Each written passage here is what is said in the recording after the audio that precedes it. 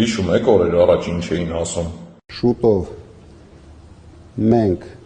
միասին բոլոր ընդդիմադիր ուժերով կհրավիրենք հանրահավաք, որը ես ցանկանում եմ կոչենք ուժեղ եւ վստահելի հանրահավաք։ Աշներս ջուր կտրեց, սպասելով ընդդիմության այդ ուժեղ ու վստահելի հանրահավաքին, բայց փոխարենը ընդամենը հանդիպում հրավիրեցին Կրկեսի շենքում, Կրկեսի արենայում։ Ինչ խոսք, կրկեսային գործիչների տեղը Կրկեսի արենան է։ Բարև ձեզ։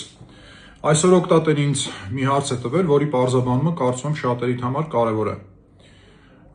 Օրեր առաջ վերադառնալով Հայաստանի Հանրապետություն արտերկրից, օգտատերը ստացել է մոտ 20 օրից վարչական հավաքին մասնակցելու վերաբերյալ ծանոթագիր։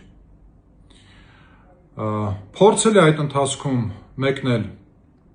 իր բնակության հիմնական երկիր,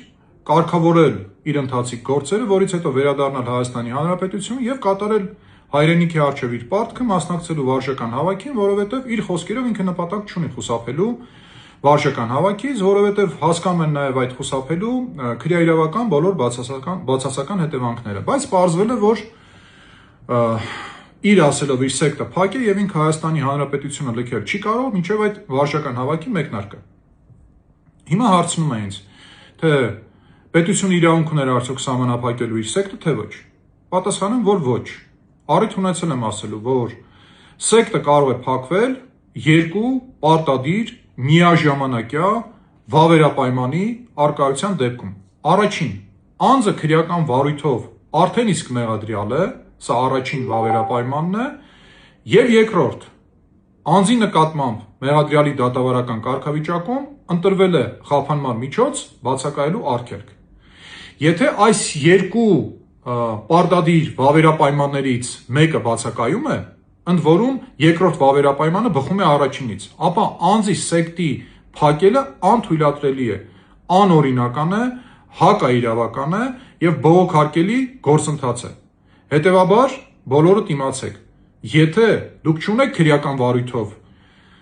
մեղադրյալի դատավարական կարգավիճակ եւ սրանից բխող խափանման միջոց բացակայելու արգելք, դուք ազատ եք լքելու Հայաստանի Հանրապետությունը, իսկ եթե ձեզ ասում են կամ դուք պարզում եք, որ ձեր սեկտը փակ է, ապա դա բողոքարկելի գործընթաց է, որովհետեւ դա հակաիրավական, հակաօրինական որոշում է։ Լավ եղեք։